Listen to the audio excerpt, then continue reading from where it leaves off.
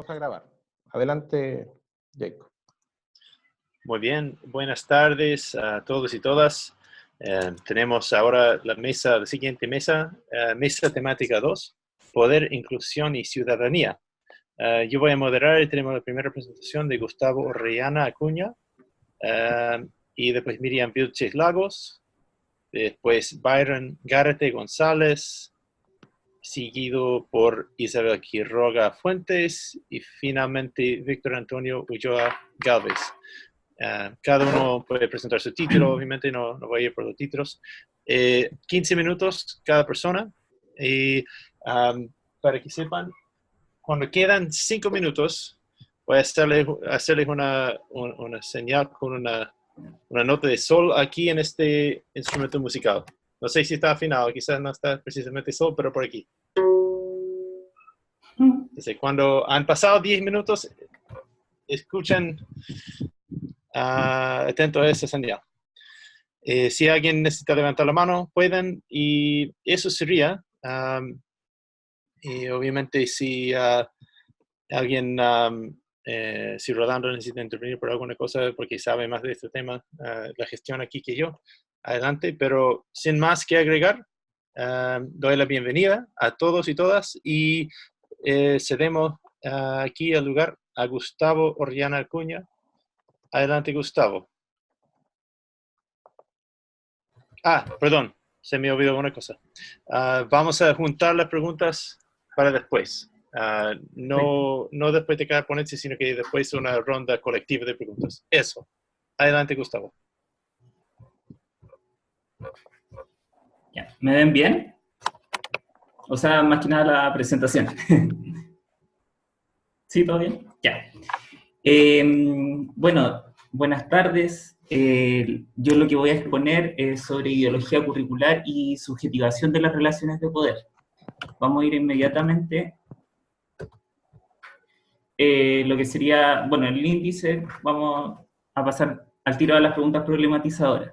Sería más bien preguntas que deberían acompañar nuestra práctica pedagógica, qué aplicación tienen las ideologías curriculares en la educación musical, es decir, cómo nosotros nos estamos planteando aquellas ideologías curriculares que son macro, pero precisamente en nuestra disciplina, cómo se desenvuelven las relaciones de poder en la clase de música, de qué forma se interiorizan las relaciones de poder en cada estudiante, y por último, para responder la gran pregunta que no se debería perder en ningún momento, ¿la escuela funciona como una institución reproductora o más bien transformadora? Ese es el principal objetivo, llegar hacia allá. El objetivo general es explorar la subjetivación de las relaciones de poder del estudiantado a partir de la ideología curricular del profesor de música en contexto de vulnerabilidad socioeconómica. Luego voy a retomar los objetivos específicos en la metodología, pero es más que nada mostrarle acá que vamos a ocupar una metodología mixta, que principalmente se basa en, primero, caracterizar la ideología curricular del profesorado, que eso es netamente lo quali. Después sería lo quanti, que sería medir las principales formas de subjetivación de las relaciones de poder del estudiantado. Y por último, hacer la triangulación de relacionar los atributos de la ideología curricular con la forma en que están subjetivando las relaciones de poder cada estudiante. Más que nada acá no me va a detener, trabajar en el fondo esta dicotomía histórica propiamente de la sociología, que es esto de agencia y estructura, ¿cierto? ¿Quién determina a quién? La agencia va determinando la estructura, o más bien la estructura es la que determina a los individuos. Acá también voy a pasar un poco rápido el marco teórico del poder. Se han dicho muchas cosas, pero lo más importante es que el poder tiene su génesis en aquello que es político. ¿Por qué? Porque es inherente a las sociedades, incluso este filósofo francés, Pierre Lastres, analiza sociedades primitivas, preestatales, por así decirlo, y lo que evidencia en estas comunidades indígenas de América Latina es que lo político no necesariamente pasa por la violencia, es decir, el poder va más allá de la violencia. Cuando hay violencia, efectivamente estamos frente a un poder, pero la violencia, perdón, no es necesariamente constitutiva del poder. Y acá en ese sentido lo que plantea Foucault es muy esclarecedor para todo este trabajo, que es el poder no es, el poder se ejerce. Es decir, el poder ya no es un sustantivo, sino más bien pasaría a ser un verbo.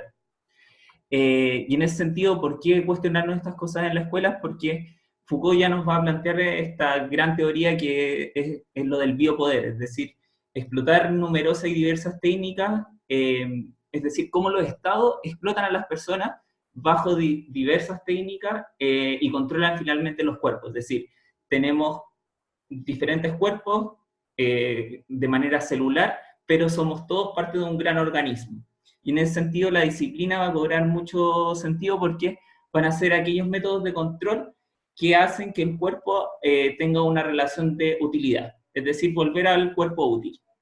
Y esto va a ser lo que nos va a llevar a una microfísica del poder, es decir, a comprender de que esto se da en las relaciones más mínimas que podamos establecer en la sociedad. Es decir, ya no estamos hablando de un poder necesariamente del Estado, sino que ahora estamos hablando también del poder de nuestras relaciones sociales más próximas. Y en ese sentido, este discípulo de Michel Foucault, Giorgio Agamben, un filósofo italiano, va a definir lo que nunca definió por Foucault, que era que un dispositivo, y que finalmente son la forma en que se materializa el poder. Es decir, pueden ser cosas lingüísticas, no lingüísticas, institucionales, no institucionales, pero al final de cuentas va a ser todo aquello que logre subordinar a otro individuo. Entonces, en ese sentido, el poder necesariamente vincula lo singular con lo múltiple, es decir, esto celular y orgánico, tiene que ver con la idea de sujeto, porque es el sujeto que está, por así decirlo, sujeto a otro, o más bien también está empleando su subjetividad al momento de ejercer también el poder. Y por otra parte tiene su materialidad concreta, que son los dispositivos.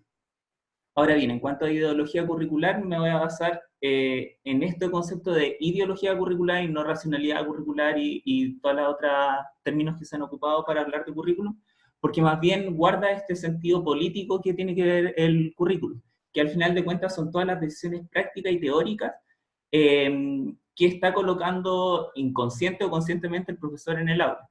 En ese sentido, tiene que ver con los objetivos, pero también con todas estas nociones que tiene sobre el estudiantado, la enseñanza, el aprendizaje y todo esto que vemos acá en el mapa. Ahora bien, si tiene que ver con una praxis pedagógica, Bourdieu y Passeron, sociólogos franceses, nos van a decir, esperen, toda acción conlleva una violencia simbólica en cuanto impone a través de un poder arbitrario una arbitrariedad cultural. Es decir, el profesor ya sí o sí actúe de la manera que actúe, va a implantar esta violencia simbólica. ¿Y qué sería la violencia simbólica? Todo aquel poder que oculta sobre sí mismo su poder.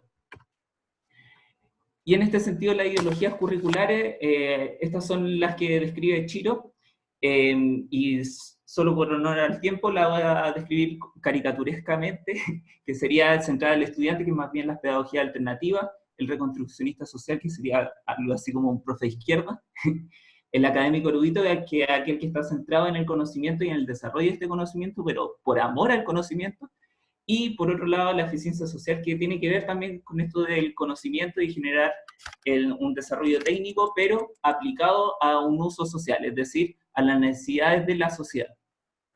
Por tanto, la subjetivación sería la forma en que interioriza el poder los propios estudiantes. Y como estas formas de reproducir el poder son muy amplias, solo nos vamos a concentrar en 5, que sería la vigilancia, la normalización, la regulación, y las dos contrarias, que serían contranormalización y contrarregulación. Son bastante de sentido común, así que tampoco me voy a detener acá, pero lo importante acá es entender la normalización, que puede ser aquello que nos puede confundir un poco más, que tiene que ver con evocar, requerir, establecer o ajustarse a un estándar que defina la norma de actuación. Esto es importante porque genera criterios binarios acerca de lo que es normal y lo que no es normal. Y en ese sentido, la regulación, que se tiende a confundir con la normalización, tiene que ver con cómo los individuos logran codificar esas nuevas normas. Por esto que el método va a tener un sentido bien práctico. Yo ocupé diversas técnicas, pero lo más importante acá es que se trata de un diseño no experimental y de una muestra no probabilística. ¿Por qué? Porque es un estudio de casos centrado en un octavo básico. Y en ese sentido, para caracterizar al profe se ocupa una entrevista semiestructurada, más la observación durante todo el año a su práctica pedagógica, y para la subjetivación de las relaciones de poder yo ocupé una escala que se llama ERPA, que ya se encontraba validada por la comunidad científica, y que iba específicamente a medir estas 5 dimensiones. Ya, los resultados, que lo importante. La eficiencia social en la clase de música. Ya la descripción de Chiro era bastante detallada, sin embargo, ¿cómo esto se aplica en la clase de música? Hacer que la cosa suene. Cuando se le preguntaba al profe por qué ejercía como profe de música en general, porque su trabajo naturaliza todas las relaciones de poder que existen en el aula, por tanto, su enseñanza va a ser más bien disciplinar, y sobre todo asumiendo que es un trabajador al cual debe entregar cierto rendimiento, que sería cumplir con el marco curricular que impone el colegio y sobre todo el ministerio. Bueno, acá lo importante es que todo el sentido de por qué hacer música es quizás resumido en esta frase que dice el profesor. Entonces es una forma súper importante de formar buenos seres humanos, buenos ciudadanos, buenas personas. En la música tú no podís mentir. Por ejemplo, eso no es, estudiaste o no estudiaste. En la música tú no podís copiar porque no tienes como decir que tu compañero al lado toque por ti o cante por ti. Son cosas que solamente se pueden hacer desde el punto de vista musical. Ese nombre Juan obviamente es genérico para proteger la identidad del profesor. Y en ese sentido después resulta un poco lapidario lo que plantea el PI del colegio, que dice: la educación es un proceso a través del cual el estudiante adquiere las competencias necesarias para asumir su rol ante la sociedad. Ahora bien, ¿cuál es precisamente su rol en la sociedad, más cuando pensamos que son colegios vulnerables, que es un colegio vulnerable que estamos estudiando? Y acá más bien les voy a resumir de cuál fue la tónica de la clase alrededor de todo el semestre, pero que tiene que ver con una rutina. La voy a abordar nuevamente en la etapa de la discusión, ya que ahí voy a entrar a explicar los datos cuantitativos aplicados en lo que fue esta rutina. Sin embargo, me gustaría explicar esta cita, que es por qué la rutina para los angelitos de música. En el colegio existía, bueno, el profesor implantó un sistema de décima, que era precisamente con un timbre de angelitos, y que era principalmente el motor de la clase. Si no habían décimas de por medio, la clase no funcionaba. Y en ese sentido, en este estudiante de cuarto medio, en su licenciatura, lo dice clarito. O sea, lo que vamos a hacer ahora es ser personas obedientes, no comeremos, no seremos falta de respeto, y siempre seguiremos siendo los angelitos del profe de música. Bueno, en cuanto a la subjetivación de las relaciones de poder, me voy a ir directo. Estos datos descriptivos los voy a saltar porque no resultan ser necesariamente representativos, sin embargo ayudan a comprender de que existe una baja identificación con la vigilancia y por sobre todo existe una alta contranormalización. Y acá hay ciertos estadísticos inferenciales que, por más que la muestra sea pequeña, nos permiten establecer relaciones de significancia con la variable general. Y acá, en general, se nos va a repetir en todos los estadísticos que normalización es la variable que más pesa. De hecho, este es el dato más importante, que es que el 52,3% de la variable está explicada por la normalización. Por tanto, llevemos los resultados a la práctica. Un profesor eficiente social tiene una filosofía pragmática y utilitarista, entiende al estudiantado como agente pasivo, y el problema, o el gran problema que se veía acá, es una disonancia entre lo que dice y lo que hace. En general, él piensa que genera estudiantes creativos, sin embargo, durante todo el semestre, y lo registraron en el libro de clase, es solo trabajo de repertorio.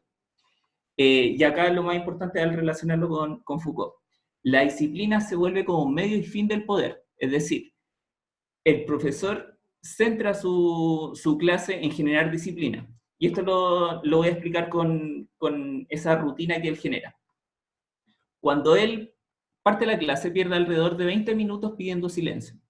Cuando pide silencio se genera esto que llamamos como el proceso de normalización, y que muchos profes hablan de que hay que empezar normalizando. Y lo más curioso es que los porcentajes empiezan a coincidir con aquellos que no pescan definitivamente y aquellos que ejercen la vigilancia, que es alrededor de un 12%, es decir, 5 estudiantes que son los que empiezan a callar al resto del curso. Después de un rato el castigo se implanta, es decir, cuando la normalización no es efectiva, el poder se hace más explícito. Y en ese sentido, esto me parece que es lo más importante, una eficiencia social aumenta la utilidad económica en cuanto se permite que se desarrollen más habilidades en cuanto al cuerpo, ¿cierto? En cuanto a que todo tiene y todo el cuento, pero se disminuye la capacidad política del estudiantado al generar una falta de autonomía.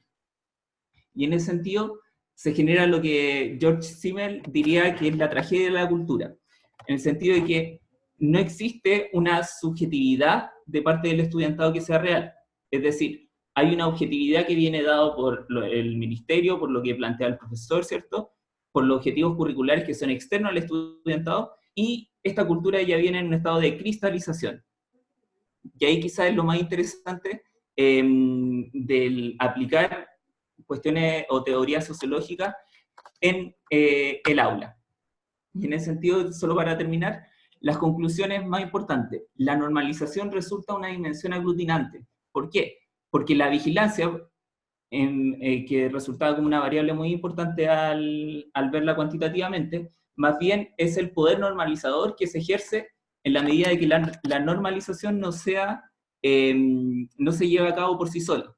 Por otra parte, y acá creo que es lo que vale más discutir, es que siempre se habla de la clase de música o una clase creadora, ¿cierto? Que ayuda mucho y como que la empezamos a relacionar con millones de otras áreas, pero la realidad es que puede ser tan reproductora como cualquier otra disciplina en cuanto los objetivos centrales sean netamente disciplinares y en sus dos sentidos. Disciplinar en cuanto hacen el cuerpo formarlo en cuanto a una utilidad, y por otra parte disciplinar en cuanto solo se evoca la música y no tiene un sentido más allá. Y por último, quizás lo más manifiesto en este estudio es que la eficiencia social como ideología curricular es en esencia reproductora del orden social. Por tanto, ahí cabe preguntarse de nuevo, ¿la escuela es realmente transformadora o, como podemos ver en este caso, es totalmente reproductora del orden social? Está. Excelente. Muchísimas gracias. No, es 16 minutos, pero muy hermosa presentación. Y guarden sus preguntas, anoten, porque ahora Miriam Vilches Lagos va a hacer su presentación y seguiremos para poder juntar las preguntas. Ya tenemos un muy buen ritmo, unos temas excelentes sobre la mesa. Gracias, Gustavo. Vamos directamente con Miriam. Bienvenida. Y Miriam, voy a ponerte por el chat también cuando quedan como 3 minutos, 2 minutos. Y okay. el tono aquí es fa sostenido, porque esta vez cuando hay 5 minutos, así que son las señales. Adelante, Miriam. Okay. Bueno, muchas gracias por la invitación. Nuevamente estoy muy contenta de estar acá, un poco nerviosa, así que espero que no se me enrede un poco la lengua. ¿Todo bien con la pantalla? ¿Se ve todo bien? ¿Se me está cargando? ¿Sí? Ya. Muchas gracias. Bueno, voy a entrar un poco de lleno a lo que se trata de investigación, porque no tiene título todavía, entonces el título por mientras es lo que se ve en pantalla, es la pregunta que me propuse responder, que es de qué estrategias diversificadas se deben aplicar para fomentar la inclusión de estudiantes con necesidades educativas en la clase de música en contextos en donde esté el programa de integración escolar activo. Para eso me gustaría empezar compartiéndoles esta cita de la UNESCO que dice: las escuelas comunes con una orientación inclusiva representan el medio más eficaz para combatir las actitudes discriminatorias, crear comunidades de acogida, construir una sociedad más inclusiva y lograr una educación para todos. Con esto dicho, me gustaría también partir comentando cómo en relación a eso, que fue promulgado en 1994, hemos estado acá en Chile adoptando y para bien buscando la integración en los colegios regulares. En los años 90 surgió el programa de integración escolar, pero solo en escuelas inclusivas mediante capacitación a docentes, con diversas técnicas de integración, pero todavía no estaba el programa tal cual como lo conocemos ahora.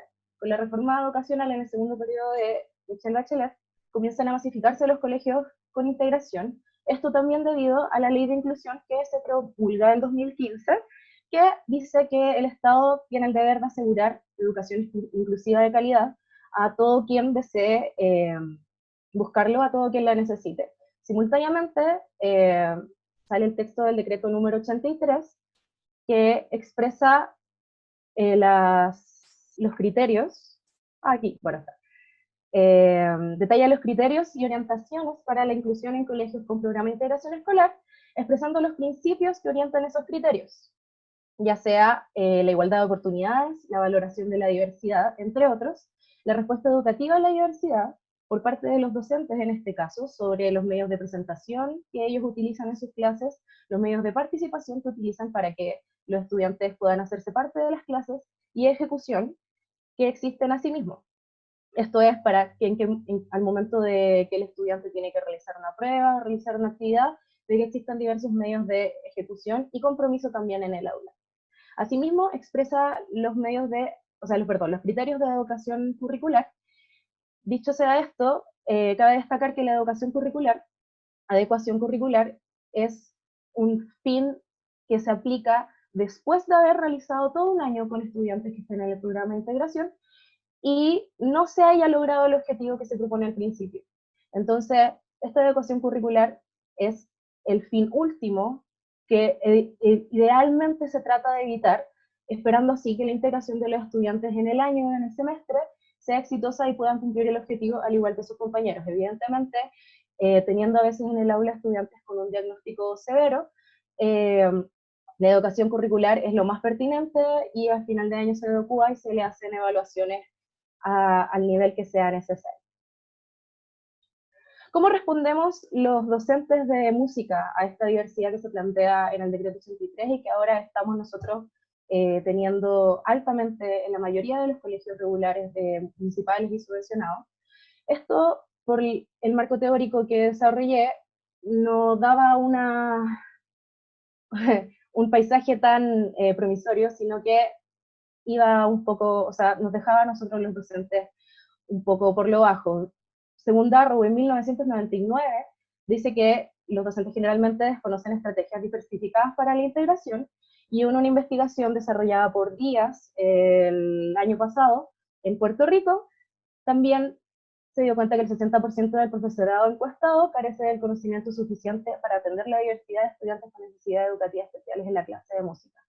Asimismo, en el desarrollo de esta investigación me he podido dar cuenta que es real que existe escasez de material escrito enfocado a la inclusión en la clase de música PIE. Ahora nos enfocamos 100% al contexto que nosotros vivimos acá en Chile, al contexto que es tener 30 a 40 estudiantes más 5 a 10 estudiantes que estén en el programa de integración, ya sea de diagnóstico transitorio o permanente, siendo el permanente el más difícil de integrar, porque generalmente, y esto es completamente basándose en los conocimientos que podemos tener un poco por encima, los estudiantes con diagnóstico transitorio suelen tener un desarrollo regular en la clase de música debido a la forma en que ellos pueden expresarse, y como sabemos que la música al final es un medio de expresión bastante dinámico, entonces generalmente los diagnósticos transitorios no tienen tanta dificultad.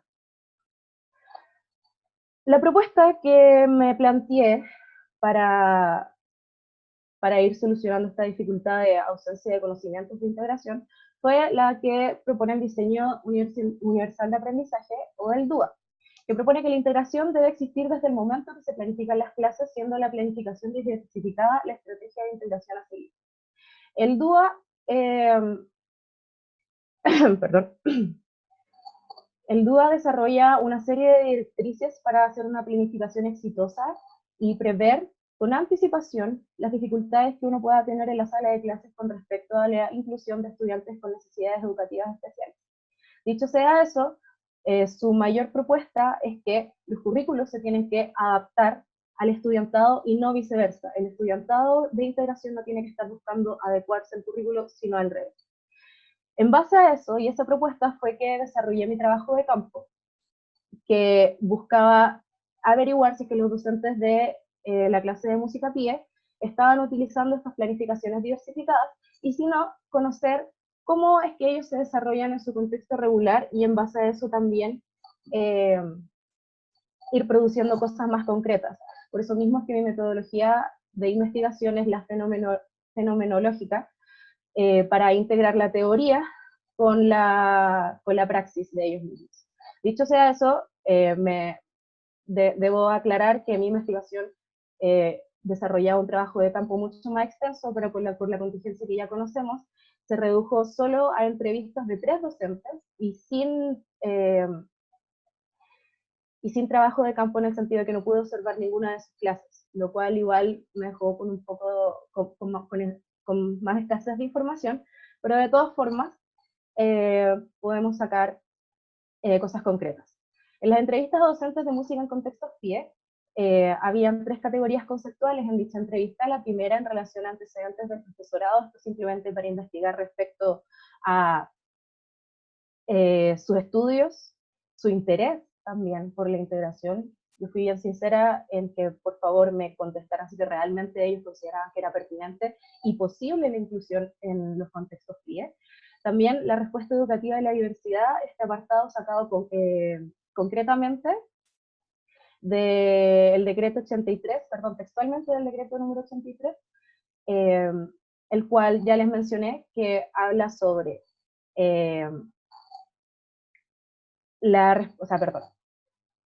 los medios de presentación que se presentan, que se muestran en las clases, los medios de participación en que los estudiantes se hacen parte, valga la redundancia, y los medios de difusión que existen en el aula. Básicamente respuestas en que ellos se pudieran explayar en si efectivamente cumplen o no esos criterios de inclusión. Y el último, ya con relación al DUA, era sobre si la planificación diversificada era algo que ellos integran en el aula, y si es así, les resultaba de manera exitosa o no, y asimismo también se les consultaba sobre las estrategias de integración que ellos tenían en la sala de clase.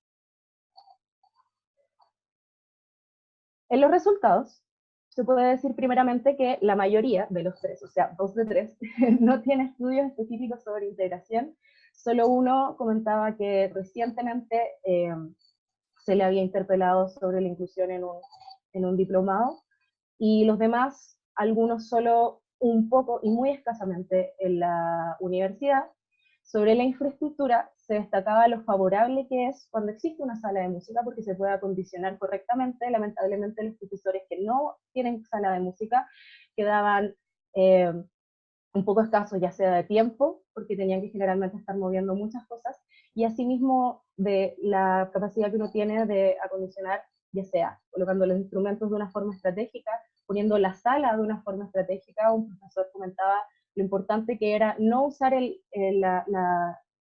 la posición de las sillas convencionales en la sala de música, porque al final no invitaba a hacerse parte y no podíamos dividir bien los tiempos de participación. Entonces, teniendo una sala propia, se hace mucho más favorable eso. La comunicación con las redes PIE del establecimiento es esencial. Todos estuvieron de acuerdo en que algo que ellos extrañan hasta el día de hoy es tener concretamente el diagnóstico de los estudiantes que tienen en el aula. Eso, si bien puede entrar en alguna paradoja de integración al querer tratarlos distintos, pero ellos destacaban que para ellos era esencial, porque uno tenía que venir preparado para saber exactamente cómo tratar a cada estudiante y saber qué cosas funcionan para cada uno. Eso va también con el diagnóstico, y eso va también con el contacto con las redes PIE del establecimiento. Y por último, que la mayoría aplica metodologías didácticas, pero sin reconocer un método como tal, ya sea el DUA o incluso pensando en Montessori o Dalcroze. Ninguno aplicaba a alguno de esos, sino solo ejecutaban cosas que a ellos le daban resultado para integrar a los estudiantes, cosas que vamos a desarrollar ahora. Las propuestas concretas que sacamos de estas entrevistas es que la música en colores, como número 1, funciona perfectamente para estos estudiantes porque nos alejamos un poco de la lectura convencional y además integramos el uso de, valga la redundancia, colores en la música y y activamos no solo lo kinestésico ni lo auditivo, sino también lo visual. Y relacionamos así las notas musicales y cualquier estudiante que tenga alguna dificultad pueda hacerse parte. Como 2, las tutorías por parte de sus mismos compañeros también es algo que utilizaban harto los estudiantes, incluso jugar al profesor, como les decían algunos, porque inevitablemente cuando tenemos estudiantes que se desarrollan de manera más rápida en la música o que tienen conocimientos previos, los estudiantes que están en el proyecto de integración van a quedar tristemente muy atrás si es que vamos al ritmo de aquellos que saben. Entonces, algo que les resulta de manera muy exitosa es juntar a los compañeros, hacer que se enseñen entre ellos, que primero toque uno, después él muestra al otro, que se corrijan, que tengan esta dinámica de que puedan hacerse parte, y así además los estudiantes pueden ver que un niño de su edad, o niña, de su edad puede hacer las cosas que el profesor o la profesora está haciendo. El tercero es el del dedo musical, que esto es algo quizás un poco evidente, pero mi trabajo era dejarlo por escrito, que para estudiantes con algún nivel de Asperger o del espectro autista, se les hacía muy difícil manejar la baqueta del metalófono. Es algo que requiere mucha concentración y además lleva una distracción extra el tener la baqueta en la mano. Entonces el dedo musical, poniéndole ese nombre, al niño se le enseña de que puede hacer música también solo con su dedo, pero y asimismo identificar las notas y practicar así, y después pasamos al nivel de la baqueta. Y las partituras no convencionales son esenciales en este sentido, porque una partitura negra, sin colores, con puntitos que al final no se entienden mucho, va a ser aún más difícil para los niños en el proyecto de integración. Por eso mismo el PPT siempre es bueno tenerlo, las partituras con dibujos que se pueda colorear, que no sea solo hacer la música, sino mezclar todas las formas físicas posibles. Y terminando, ya termino.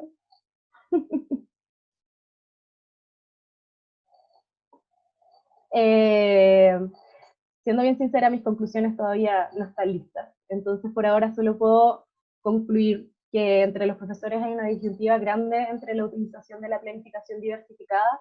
Dicen que algunos decían que era imposible prever lo que ocurría en la sala de clases, mientras que otros estuvo muy seguro en que realmente es importante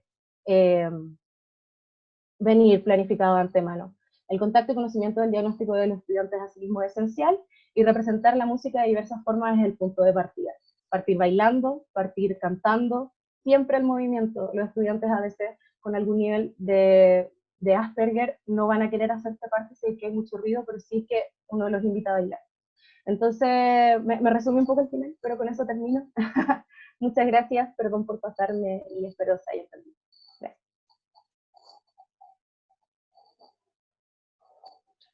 Muchas gracias, Miriam. Un aplauso. No sé si ustedes tienen su micrófono activado, pero perfecto con el tiempo también. Así que yo ya voy anotando algunas cosas. Ojalá que todos tengan sus preguntas, sus comentarios, sumando. Fascinante presentaciones, muy bien hecho. Felicitaciones. Vamos a seguir ahora con Byron Garrett. Y él va a presentar su título y su tema. Así que, Byron, ¿estás ahí? ¿Tienes tu audio? Parece que te escuchamos. ¿Me escuchan? Sí, sí. ¿Sí? Sí. Adelante, Byron. Y Sí, tú conoces las señales ya para cuando se va corriendo el tiempo, así que adelante. Muy bien. Bueno, soy Byron, estuve investigando acerca de la formación ciudadana en la asignatura de música, en la promoción de la formación ciudadana, y bueno, fue llevado ahora este semestre en el centro de práctica en que estuve este año. Tuvo muchas mutaciones en la investigación desde siempre, ¿no? Siempre va mutando y al final terminó siendo una primera exploración en la formación ciudadana de la percepción también de los profesores de música en la escuela, porque no siempre es un tema muy hablado y de hecho no encontré investigaciones acerca de formación ciudadana en la asignatura de música propiamente tal. Si bien habían otras investigaciones en el ámbito de la educación en toda...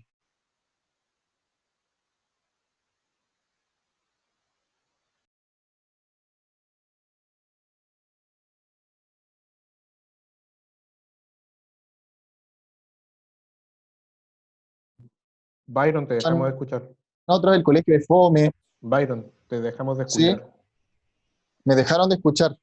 Sí, por lo menos yo. ¿Alguien más? Jacob. Yo te he escuchado perfectamente aquí. No sé si alguien más ha tenido problemas. ¿Sí? Yo, por mi parte, no. Ya, entonces continúa. Bien, entonces, ¿por qué el estudiantado no se interesaba tanto por el mundo? ¿Por qué Chile tenía una baja participación ciudadana? Creo que hay problemas, ¿no? Hay mucho en el chat hablando. Ah, sí, No. escucho. Ahí. Bien, entonces, tenía una baja participación ciudadana.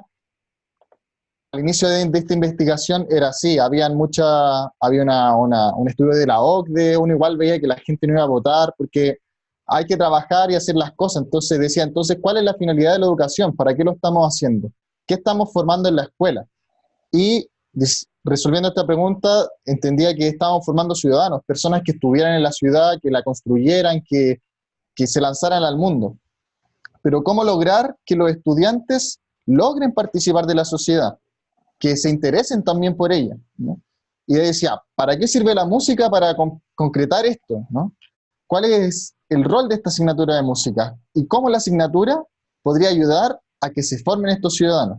Entonces ahí me puse a investigar, no había mucho, entonces había que hacer una primera exploración en este campo de la formación ciudadana, en la asignatura de música.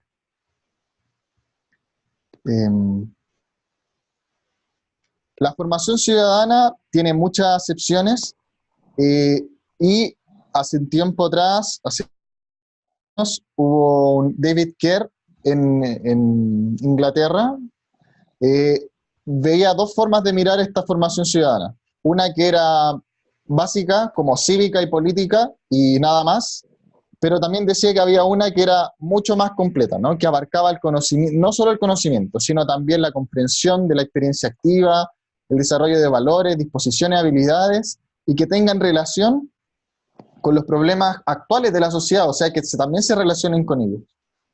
Y dentro de esa, también añadiéndole a la Ley General de Educación, la última del 2009, que también propone una educación con un desarrollo súper pleno, súper detallado, ¿no? Afectivo, intelectual, artístico, físico, mediante estos, porque podrían ser los objetivos fundamentales transversales, y lo intelectual es solo un ítem más, pero la educación tiende a ser solamente academicista, y dentro de estas problemáticas habían unos estudios del año 2013-2014 que ya veían que en realidad no se estaba formando tan ciudadanamente. Y posteriormente nace esta ley de formación ciudadana y que propone a todos los colegios la obligatoriedad en un ramo de formación ciudadana en los cursos de tercero y cuarto medio, pero a la vez dice que los objetivos de la formación ciudadana, el desarrollo ciudadano, tiene que estar de manera transversal en todas las asignaturas. ¿Y de qué manera llegaba eso a la asignatura de música? Porque en realidad en la universidad ni nos enteramos y tampoco los profesores a los cuales entrevisté no había, tampoco lo conocían un poco por historia, pero no lo que tenían que ver con ellos. En la asignatura de música existen varios momentos que podríamos decir que facilitan una formación ciudadana, mirando los conceptos que veíamos antes, ¿no? Entonces están los objetivos de aprendizaje transversales que van muy de la mano con el objetivo de formar ciudadanos, que se relacionen con el mundo. Para eso son fundamentales estos valores, habilidades, disposiciones que hay, y la asignatura de música los va desarrollando a través de escuchar y apreciar, interpretar y crear, que son como los básicos, pero tienen unos fundamentales que apuntan a estas cosas ciudadanas, que son el reflexionar y contextualizar en la básica, y relacionar las cosas en la educación media, o sea, hacer un ejercicio mental de que la música tiene que ver en realidad con el desarrollo social, con el contexto histórico, que tiene un mensaje que es útil y que el trabajo profundiza todos los conocimientos musicales que los estudiantes adquieren y lo relacionan con otras asignaturas, con otras artes, con la matemática hasta, pero tiene que hacerse ese trabajo. Entonces, me decidí hacer una investigación en el marco de un diseño cualitativo, haciendo entrevistas semiestructuradas a algunos docentes, pero no quería solamente que fuera desde la perspectiva docente, sino también tomando la coordinación académica y la inspectoría, porque también leyendo algunos autores recomendados por el profe, que era importante mirarlo desde todos los aspectos de la escuela, porque todos son partícipes del proceso de formación ciudadana. Entonces, tienen que estar en algún punto relacionados entre sí, porque todos deberían remar de alguna manera hacia ese objetivo con nuestros estudiantes. Entonces, el colegio fue mi centro de práctica, un colegio en la región metropolitana, y entrevisté a una inspectora general que llevaba 30 años siendo profesora, una coordinadora académica que tenía estudios también de posgrado en gestión educativa, ella también es profesora, y 3 docentes de música, uno de ellos siendo jefe del departamento de artes, que contemplaba tecnología, artes visuales y música. Y entonces fui, lo entrevisté, la última entrevista la hice justo el 17 de octubre, entonces alcancé a recopilar datos precisos, y vamos adelante. La inspectora general siempre estaba pensando en el cómo se convivía dentro del colegio. O sea, ella decía, tenemos 2.100 personas aquí todos los días y de alguna manera hay que convivir. Y para eso son fundamentales las normas, porque nos proponen unos límites que ayudan al desarrollo de la sociedad que hay aquí en el colegio. Y cuando éstas se rompen, se traspasan estos límites, tienen que ser solucionados a través del diálogo, porque si no, era solamente la norma. Entonces ella siempre buscaba que ante cualquier problemática que existiera, ella decía dialogar primero para resolver el problema. Y ella decía que el sistema de alguna manera funcionaba, sí, que tenía sus normas y funcionaba, pero que de alguna manera el hacinamiento, tanto por este colegio que tiene muchísimos estudiantes, decía que necesitaba un cambio que ella no había visto en sus 30 años de trayectoria, era que hubieran un sistema que permitiera relaciones más humanas. Y ella decía que era mejor que hubiera menos estudiantes por sala, porque así el profesor podría entregar todas estas cosas ciudadanas de manera más práctica, porque si no se caía en esto como industrialización del traspaso de los contenidos, y que no era suficiente, o sea, faltaba un poquito más de esta relación, y para ella era fundamental que hubiera un cambio en el tema de estudiantes por sala. También reconocía que era una ayuda las asignaturas artísticas para los estudiantes, probablemente porque ella mencionaba que era como otro aspecto que los jóvenes tenían que mirar. O sea, que ella decía, el colegio sirve para que los jóvenes puedan mirar todos los aspectos de la vida, y no solamente uno. Entonces era fundamental que existieran las asignaturas artísticas. La coordinadora académica decía también que la formación ciudadana era una formación que permitiera a todos los estudiantes decidir bien a lo largo de su vida, ¿no? Que se pudieran comprenderla, comunicar, relacionarse entre ellos. Y que ella veía que no se había conseguido unificar criterios para estos objetivos de formación ciudadana. Y ella decía, ¿a quién le enseñaron como docente a llevar una práctica de objetivo transversal o un objetivo de formación ciudadana? Más bien te dijeron, ahí está, hágalo. Y ella explicitaba que en realidad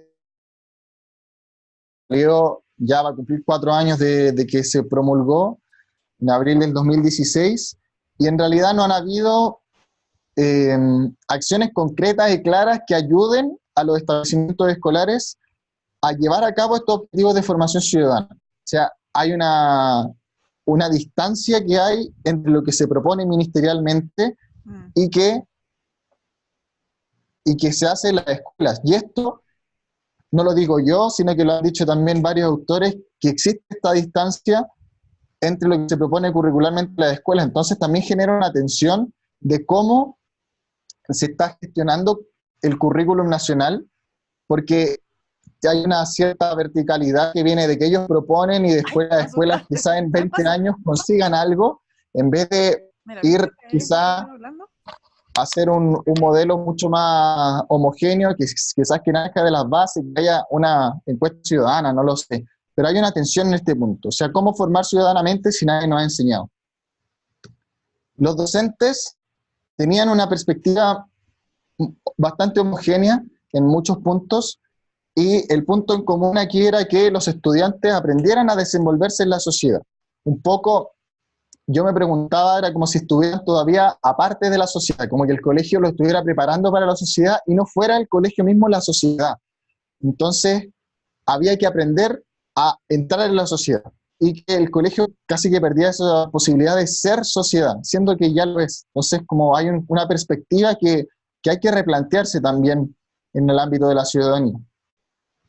Ellos no consideraban necesariamente el proyecto educativo institucional. Yo lo analicé para comparar estos objetivos que están en el presente en la ley de educación y que deberían estar presentes, y estaban efectivamente con unas ligeras diferencias entre integridad, que es mucho más general, y la plenitud que propone la ley, ¿no?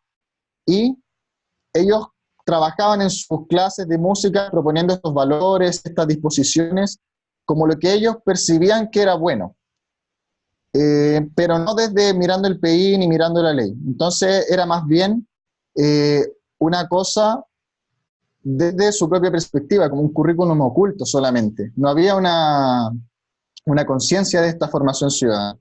También decían que habían pocos recursos para la asignatura de música. En este colegio en particular no había sala de música, habían llegado pocos instrumentos, y esto precisamente porque para la institución no era tan importante la formación musical como la académica. Entonces, esto impedía que los docentes también tuvieran una soltura al momento de enseñar en sus clases, relegando de esta manera todos los ejes que tienen que ver con la reflexión, sino que era más bien solamente tocar y mermando la formación ciudadana. En conclusión, hay algunas cosas que deberían plantearse, replantearse, como el rol de la asignatura de música en la escuela, esta representación que también hemos estado hablando durante estos 2 días. Entonces me gusta mucho que hayamos sido todos repensando estos puntos. Hay una necesidad también de garantizar estos recursos mínimos para el desarrollo de la asignatura, porque si no es mucho más difícil. Si bien no es una limitante absoluta, es más difícil que un profesor sin recursos pueda en realidad desenvolverse y utilizar todos los recursos musicales que hay para formar ciudadanamente. Y otra cosa que yo veía, y que es precisamente por esta distancia entre el currículum y y el hacer docente es que faltan espacios para el perfeccionamiento, tanto que existe de la obra y por este tema de la unicidad que hay, de que todo el colegio reme hacia la formación de cierto tipo de ciudadanos que ellos propongan, de alguna manera, es necesario que haya unos criterios unificados y que espacios para el perfeccionamiento docente está... Ay, me distraje con eso. Van a ayudar al trabajo de las comunidades para formar ciudadanos. Y eso es todo. Bien, Byron, muchas gracias. Entonces vamos a seguir anotando preguntas. Fascinante presentación. Se nota también la cohesión de ciertos temas a través de esta mesa, lo que es muy interesante. Así que felicitaciones, muchas gracias. Y anotemos las preguntas, los comentarios y vamos a seguir directamente ahora a Isabel Quiroga Fuentes. Isabel, ¿estás ahí? Ahí estás. Bien, Isabel, cuando te quedan 5 minutos, haré un tono con un instrumento musical y te daré por el chat cuando te quedan 2. Así que, bienvenida, adelante. Ya, perfecto. Bueno, mi investigación se llama Orquesta Escolar Sin Barreras, un estudio de caso. Está en el marco de mis actividades de tesis de este año.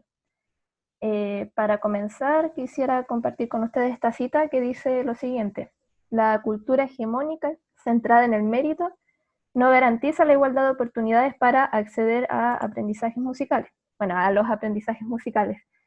En realidad yo pienso, y bueno, creo que todos estamos conscientes de que como en la estructura tradicional de llevar a cabo la docencia de música, esta cultura hegemónica ha estado más presente, más predominante. Y si eso lo llevamos más allá a los proyectos musicales o a las actividades extracurriculares que se dan en los colegios, ya sea bandas, orquestas, etc., está mucho más potente el tema de la selección y la cultura del mérito para acceder a estar presente en estos proyectos. Entonces, en ese sentido, yo quise enfocarme en lo que es la práctica orquestal dentro de las orquestas en los colegios, y qué relación tiene con esa cita. Bueno, para eso quiero compartirles un poco la misión y los objetivos de la FOGI, de la Fundación de Orquestas. Como misión tiene elevar el desarrollo social, cultural y educacional del país, brindando oportunidades para que niños y jóvenes mejoren su calidad de vida integrando orquestas. Esto lo logra mediante que los niños y los jóvenes puedan integrar orquestas principalmente de bajos recursos y llevando la música de concierto a toda la población sin ninguna distinción. Entonces aquí podemos ver un enfoque inclusivo, pero mayormente social, incluso socioeconómico. Pero ¿qué pasa con los niños que tienen otras capacidades, que tienen necesidades educativas especiales y que, siguiendo la idea de entrar a estos proyectos a través del mérito o a través de las destrezas musicales, posiblemente no puedan? En ese sentido, estuve observando un poco la experiencia internacional sobre proyectos parecidos a la FOGI, que incluyen este aspecto de la inclusión, más allá de lo social. Por ejemplo, el sistema de Venezuela, el sistema de orquesta, tiene un programa de educación especial desde los años 90, no recuerdo exactamente qué año, pero desde esa década, el cual tiene como objetivo incluir a personas con diversas capacidades y con necesidades educativas especiales en las prácticas orquestales y corales. En Finlandia, el Centro de Educación Musical Resonari también incluye a estudiantes con necesidades educativas especiales, y ellos trabajan a la par, a un nivel profesional, de estudiantes con necesidades y sin necesidades. Entonces reciben un conocimiento musical a la par. En Reino Unido, la Orquesta Nacional para Todos también incluye a personas y a niños con necesidades educativas, y ellos han evidenciado cómo esta inclusión los ayuda en un término social y de conexión entre ellos como grupo. Y en Perú se fundó un programa que se llama Orquestando, que tiene como misión incluir a niños y jóvenes con capacidades cognitivas diferentes específicamente en actividades orquestales y musicales para fortalecer sus habilidades creativas.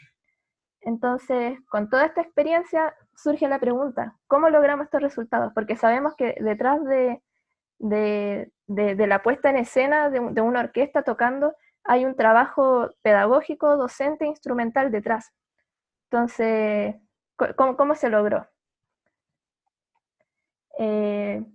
Yo, revisando la bibliografía, quiero plantear lo siguiente, que se logra mediante un enfoque inclusivo de la educación. ¿Por qué?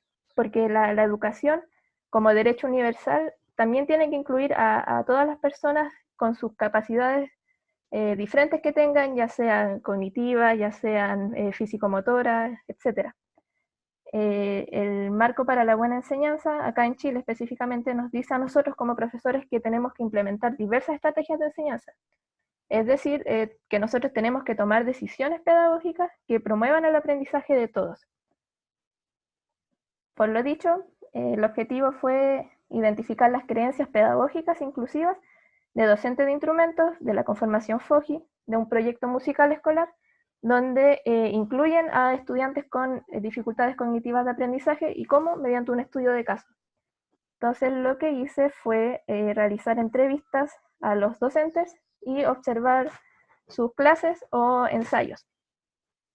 Aquí un poco del contexto. Bueno, fue en un establecimiento educacional de acá de la región metropolitana que tiene un plan científico-humanista y un plan de formación artística y tiene un índice de vulnerabilidad cercano al 80%. Este proyecto musical, bueno, dentro de muchas expresiones artísticas que tiene una orquesta latinoamericana, una camerata de cuerdas, un septeto popular y clases de instrumentos. Entonces, dentro de este proyecto, de esta pequeña expresión del proyecto, los participantes fueron específicamente el director del proyecto musical y 4 docentes de instrumentos que están relacionados con la conformación FOGI. Bueno, el enfoque inclusivo del colegio y del proyecto tienen el PIE, por lo tanto ellos no tienen un mecanismo de selección, sino que al contar con este programa, con el PIE, pueden entrar muchos estudiantes. Y eso mismo se replica en el proyecto, porque para entrar al proyecto musical no se realiza un proceso de selección, no hay audiciones, nada de eso.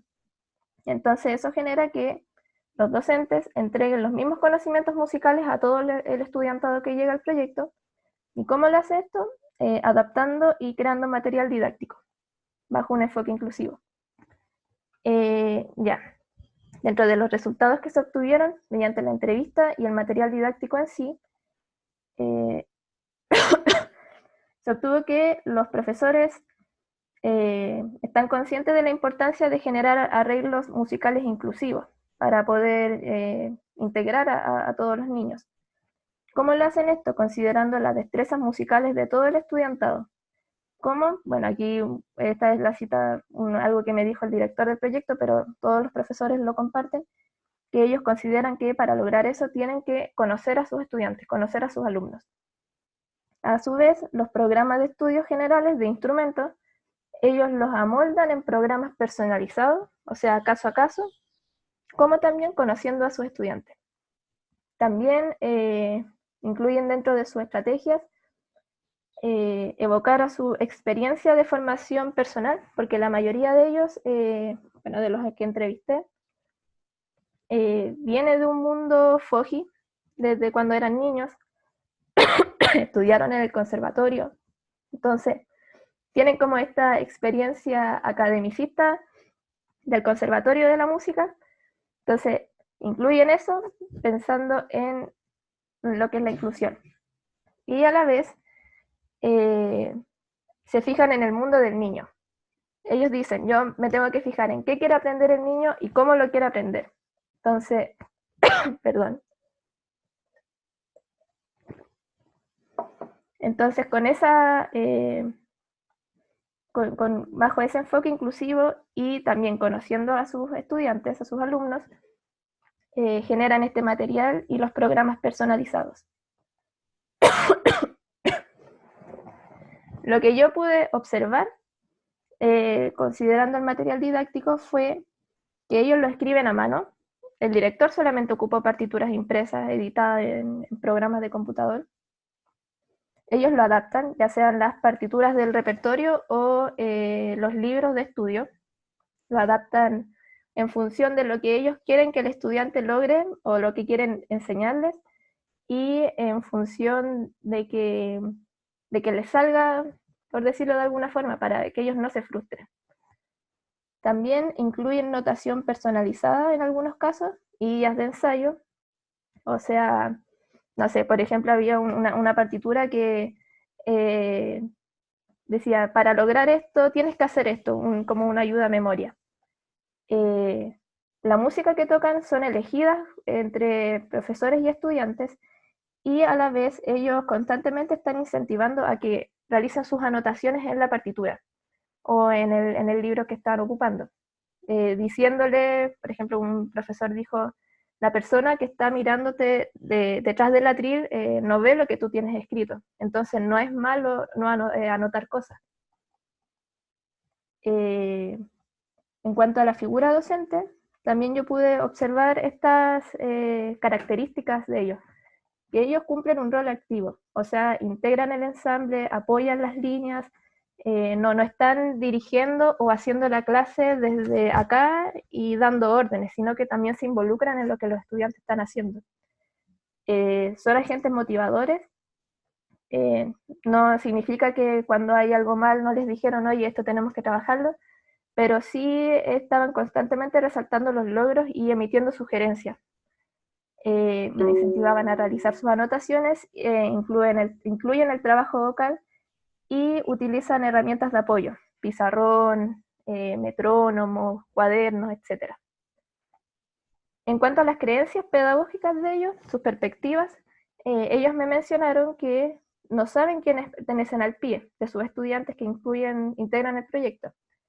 Entonces el director menciona que existe una lejanía entre el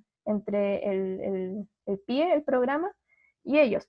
Sin embargo, los docentes, los que hacen clases de instrumento, decían que ellos lo ven como algo favorable porque así los tratan a todos por iguales. En cuanto, bueno, el entorno seguro es un contexto muy vulnerable, entonces los profesores sienten que ellos, los niños, ven las clases y el espacio como un espacio para estar más tiempo y para evadir un poco la realidad.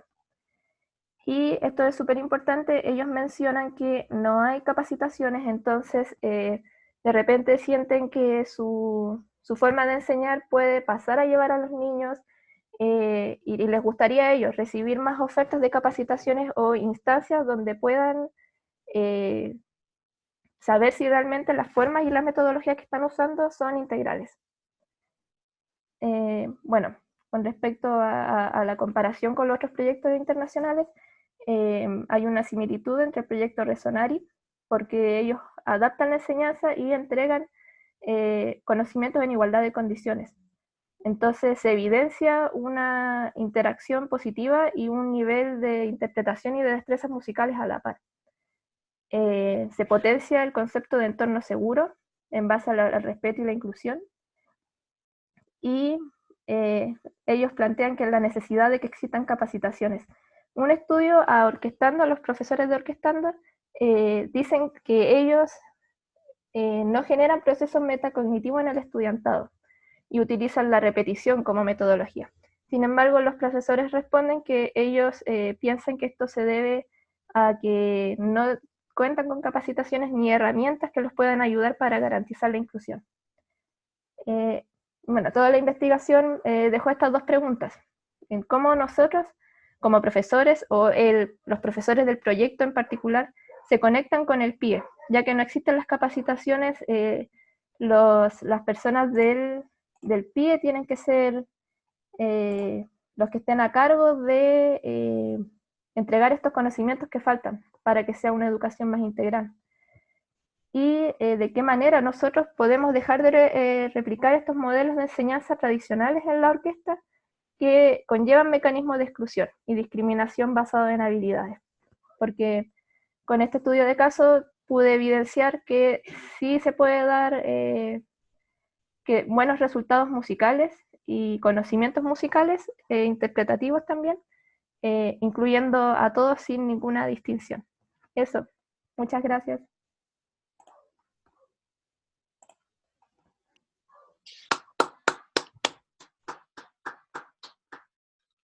Excelente, Isabel. Muy bien. Fascinante, muy detallado, detallada ponencia. Entonces, vamos a pasar inmediatamente a Víctor Antonio Ulloa Galvez. Víctor, ¿estás preparado? Sí, Parece ahora que estás listo. estoy preparando. ¿Se escucha bien? Sí, se escucha. Y estamos todos anotando preguntas, comentarios en base a Isabel, su trabajo, y ahora seguimos con Víctor. Te avisaré cuando te queden 5 minutos con el tono y por chat cuando quedan 2. Así que, Víctor, adelante. Ya, bueno. Yo les vengo a compartir la memoria con la que yo estuve en posgrado, en la OMSE, Percepción de Profesores de Música acerca de la relevancia de las emociones en el aprendizaje en el aula escolar. Sí, sé que es un poquito largo, pero es que es muy detallado. Bueno, para partir esta investigación hay que partir con este libro, que es uno de las bases de programas de un tercero básico, y para ver qué relación tiene con la educación musical, la educación emocional. Si nos dirigimos acá en estos cuadraditos, se puede dar cuenta, para no leer todo, que el campo afectivo es clave para una formación integral. Está trabajando en el desarrollo de sentimientos y habilidades afectivas, y su fin último es la autorrealización y la autoestima del estudiante, cosa que es importante y que es el fin de la educación emocional, y también en parte de la educación en música, ya que están íntimamente ligadas. Pero bueno, cuando nos referimos al currículum real, lo que se hace de verdad es que vemos una serie de incongruencias. Por ejemplo, no existe una línea en los planes de estudio de las carreras de pedagogía en música que se relacione con educación emocional directamente. Es decir, no hay una educación emocional 1, educación emocional 2 en ninguna de las mallas, excepto en la universidad mayor, pero creo que se llama psicología y educación emocional, y hasta en ese punto se refiere en segundo grado. También tenemos la reducción de horas lectivas de música que ha pasado durante los últimos 20 años. Y esto no estaría tan mal si hubiera un reemplazo a la parte emocional de la que hablamos, pero al final estas son para cubrir las horas de PSU y CIMSE, que ahí muestra lo que es importante en educación y un poco de la sociedad y de nosotros mismos, que nosotros privilegiamos más la parte cognitiva a la parte emocional. Ya, dirigiéndonos el tema, la investigación tuvo estas preguntas. ¿Tienen conocimiento acerca de las emociones los profesores de música? ¿Qué grado de empatía manifiestan los profesores de música? ¿Y se evidencian situaciones en el aula en el que el entendimiento del profesor de música sobre las emociones sea insuficiente? Esta última pregunta es importante, se va a repetir mucho en la investigación. Pero primero, he hablado mucho de emociones y ustedes se estarán preguntando cómo definimos emociones. Ahí voy. Bueno, en primero, me gustaría referirme a la definición de Cutrufo y Ureña, que hace una definición bastante simple sobre lo que son las emociones. Estas producen cambio en el individuo. No hay emoción sin cambio en nosotros. Nacen de una valoración consciente e inconsciente, o sea que a veces no nos damos cuenta de qué nos afecta. Y ahí es donde yo creo que nosotros tenemos un problema, y nacen de un estímulo, o sea que no nacen de la nada, tienen su razón de ser. Según Paul Ekman, son independientes de la cultura. Según el estudio de las caras que él hizo en reacción a una serie de fotografías, vio que mundialmente, en muchas culturas, se daban estas 6 emociones que están ahí. Algunos autores difieren de cuántas son. Y según Darwin, que también habla mucho sobre las emociones, dice que son necesarias para la supervivencia, porque si no fueran necesarias, lo hubiéramos descartado por proceso de evolución, y entre los humanos son reconocibles independientemente de la edad. Es decir, que los estudiantes en básica se dan cuenta de nuestras emociones. Ahora, si nos vamos a dimensionar acá en la región metropolitana tenemos que tener en cuenta que 1 de cada 5 estudiantes tiene pobreza multidimensional, o sea que viene con una falencia, y no solo eso, además que esta investigación no se basa solamente en ello, sino es en todo, siempre está la posibilidad de tener una falencia. También tenemos que decir que la escuela educación musical está inmersa en la escuela antiemocional, como muchos lo han planteado, es que estamos en un modelo, según Casasus, que yo soy el ser que sabe, yo profesor, ustedes estudiantes se quedan en silencio y tienen que escucharme a mí, el ser que sabe. Que estamos atrapados, como decía uno de los compañeros en una de sus presentaciones, porque así nos enseñaron y así vamos aprendiendo. Según Alvarado, que me voy a referir ahora, ve 4 salidas de nosotros como profesores de música ante esa situación. Uno es racionalizar la música y llevarla a solo enseñar conceptos para dar resultados. Segundo es enfocarse solo desde el lado emocional, descuidando el lado de la conceptualización de la música. Lo otro es sentirse presionado y hacer lo mínimo posible. Y por último, está sentirse desafiado y hacer lo máximo posible. Muchas de esas emociones nos llevan a lo que es el síndrome del burnout, que es un malestar que pasa por el desgaste al tratar con los problemas de mucha gente. Y eso en el profesor no es muy saludable, lo termina casi siempre renunciando a la carrera. También tenemos que referirnos, ya que estamos hablando de la educación musical, al embodiment y el manejo corporal. Desde el origen de la educación musical se ha centrado en experiencias acusmáticas, es decir, que se centran en el sonido. Pero hoy día los estudios que nos llevan, los nuevos métodos que vemos usan siempre el cuerpo. Por ejemplo, el método Alcross explica los parámetros del sonido a través de los movimientos. También la melodía, también lo lleva por los movimientos. El método Ward dirige canto gregoriano a través del movimiento para dirigir a varias personas. Y el método Kodali identifica los tonos con las manos, así do, re, bueno, no me lo sé totalmente. Y también está Suzuki, que es una copia exacta del profesor al estudiante. Bueno, y el objetivo general de esta investigación es orientar futuras acciones en los centros de básica por nosotros los profesores de música, por los que han visto un problema así, un problema de ente emocional, y tener unas consideraciones en claro a eso. Bueno, sobre la metodología usamos 3 métodos de recolección de datos, lo que da el enfoque a la investigación mixta. En primera tenemos y se centra en lo cualitativo. Tenemos la famosa entrevista semiestructurada. Esta es una entrevista que tiene las preguntas planteadas, pero el entrevistador puede opinar o contribuir al tema, hablando con el entrevistado. La elegimos porque ofrece visiones más flexibles y abiertas. Fue presencial, duró entre 10 a 30 minutos, anonimato a los entrevistados y la libertad de poder omitir respuestas. Las preguntas fueron: ¿qué son las emociones? ¿Qué importancia le atribuye al cuerpo en la actualidad en la educación artística? ¿Tú empleas el cuerpo en las sesiones de clases? ¿Cómo influye la emoción en el aprendizaje de la música? Y si los profesores han estado en una situación en que se supere su entendimiento sobre las emociones. Bueno, estas respuestas se escribieron en un Word y usamos un software llamado En Vivo. Este programa agrupaba la frecuencia de los temas con que se tocaban y se creaban estos subnodos, que son las letras pequeñas que se ven en pantalla, y nosotros los agrupamos después en los nodos, que son los temas grandes. En emoción tenemos emociones en el aula, emoción en la música, motivación, definición de emoción y conceptualización de emoción y sentimiento. En manejo corporal tenemos performatividad del cuerpo, lenguaje corporal y cuerpo y habilidad rítmica. Y por último, en el nodo de derivación de casos había muy pocas menciones para hacer subnodos, así que lo dejamos así. Bueno, también desde la parte cuantitativa tenemos los cuestionarios IRI. Este cuestionario sirve para medir el nivel de empatía de la muestra, de los profesores.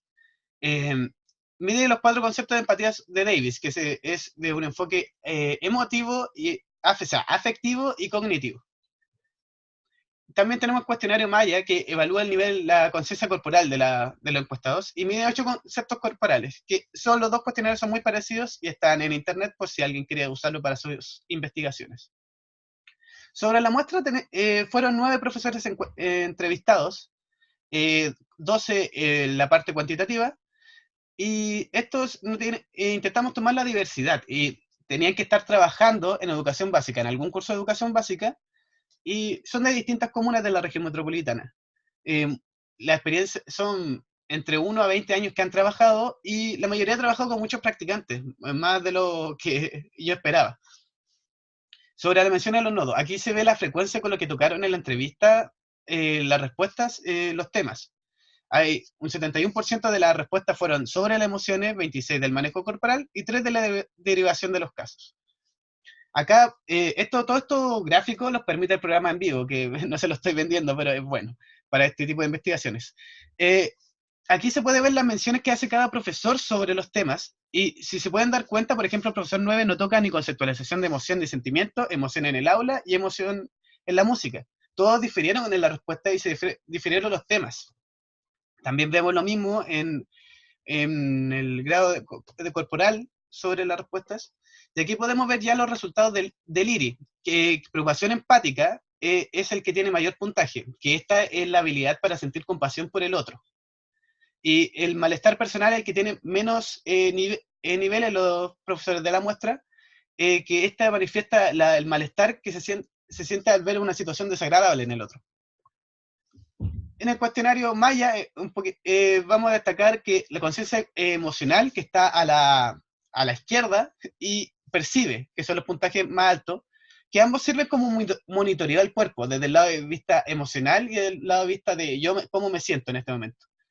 Y el menor puntaje no inquieta, es como la tendencia a ver cómo decirlo, a no molestarse con estos dolores, a controlarlos.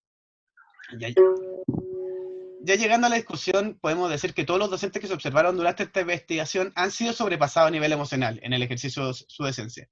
O sea que todos han estado en una situación límite en el nivel emocional, y también es muy importante el segundo punto relacionado con esto, que muy pocos profesores ven la derivación de casos de estudiantes como una verdadera solución a un problema dentro del aula. Siendo que todos han sido sobrepasados o llegado a una situación límite, me llamó la atención que el último profesor me mencionara la derivación de casos.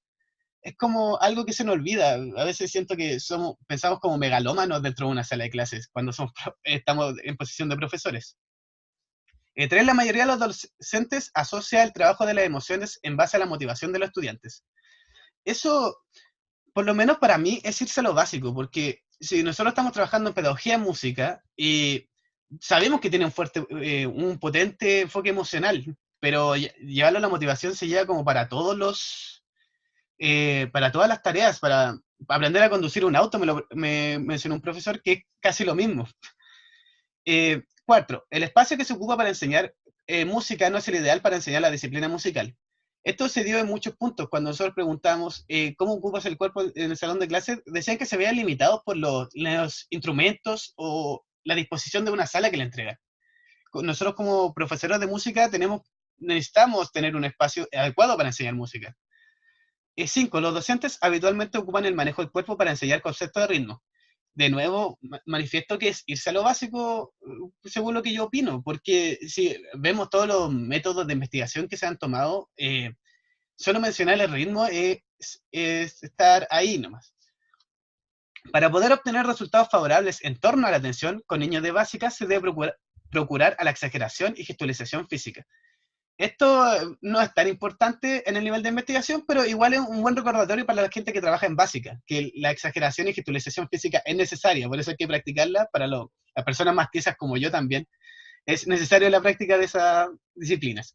Los docentes manifiestan una gran empatía para ponerse en el lugar del otro. Resultados que estamos hablando en el IRI, los docentes manifiestan una deficiencia empática para sentir ansiedad y malestar al observar a los demás. Eso es hasta sano, por lo que estamos hablando del síndrome burnout. Si nosotros no sentimos tanto culpa o malestar al ver la situación del otro, que a veces son muy desagradables las que vemos en una escuela, nos hace sentir estamos más sanos. Y lo otro, que los docentes poseen una capacidad sobre el promedio para detectar malestares físicos sobre su cuerpo, pero tienen un bajo nivel sobre cómo tratar ese estrés. Es hasta chistoso, no sabemos cómo tratar un estrés que nosotros mismos podemos diagnosticar. Me gustaría terminar con esta pregunta. Es que ¿se dice evidencia en situaciones en la sala de clase el entendimiento del docente sea insuficiente? La respuesta es sí, y obviamente va a ser sí. Y a eso me quiero referir. Obviamente va a ser sí porque nosotros atendemos a 20, 30, 40 estudiantes cada hora y media. Y es imposible estar preparado para todas las situaciones que se den. Pero sobre toda esta investigación me di cuenta que los profesores hacemos las cosas de base intuitiva, más que desde una base de conocimiento, de que estemos preparados. Tenemos herramientas emocionales más por instinto que por una enseñanza. Y eso se da a dos motivos, y con esto termino. En primero, son este libro, que lo vuelvo a relucir, a sacar, en la clase ideal.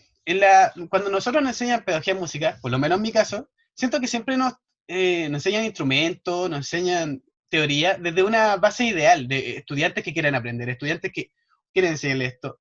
Por ejemplo, a mí nunca me dijeron cómo le enseñas a un estudiante de guitarra que está distraído en este momento. No, siempre es empezando la clase ideal. Yo lo invito a ojear estos libros, que son, las sugerencias de actividades son hasta irreales a veces. Como que no están conectados con la realidad, cómo nosotros tenemos el espacio para hacer música, qué herramientas tenemos y en qué nivel están los estudiantes. Entonces hay que dejar de hablar de la clase ideal y hablar de la clase con problemas en la universidad, o instalar el diálogo entre los colegas. Y por último, quiero retomar el asunto de la escuela antiemocional. Estamos acostumbrados a ser el ser que sabe, y a veces no nos damos cuenta, como decía uno de los compañeros en su presentación, que no estamos dándonos cuenta de que a veces nosotros hablamos de tanto que vamos a liberar a la gente con nuestro método educacional que recaímos en él. Por ejemplo, ya, no es por criticar esta conferencia, pero en este momento yo soy el ente que sabe y ustedes el ente que escuchan. Entonces, igual es como, seguimos manteniendo un modelo así. Bueno, después se va a solucionar con las preguntas que van a ocurrir, pero es como verse críticamente frente a esto. Tenemos que pedir ayuda, trabajar entre colegas de la misma institución, y así solucionar esta gran tarea que tenemos desde el área emotiva.